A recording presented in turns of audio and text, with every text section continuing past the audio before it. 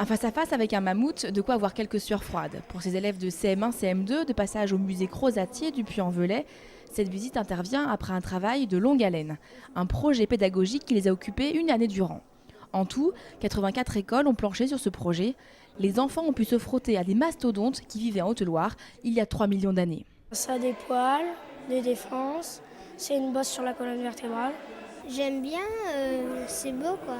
Ils avaient disparu il y a longtemps et qu'on a retrouvé quelques squelettes de mammouths congelés.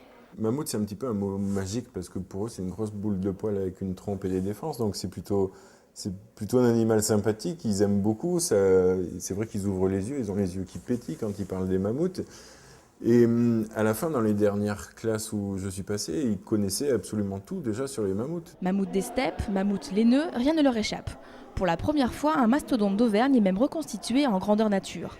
La scénographie, elle aussi, est gigantesque, avec des panneaux de 6 mètres de haut et des fossiles à hauteur d'enfant.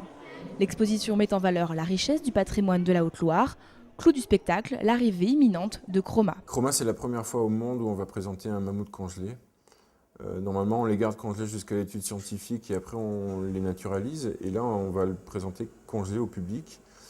Et Chroma, c'est aussi le plus vieux bébé mammouth du monde, puisqu'on a fait des datations au carbone 14. Le carbone 14, il permet de dater jusqu'à 45-50 000 ans. Et là, on est en dehors des limites du carbone 14. Grâce à l'exposition, les sites de Vialette et de Chilac sont enfin réhabilités.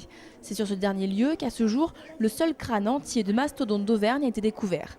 L'exposition Mammouth et compagnie est placée sous le parrainage du ministère de la Culture avec la participation de la région Auvergne.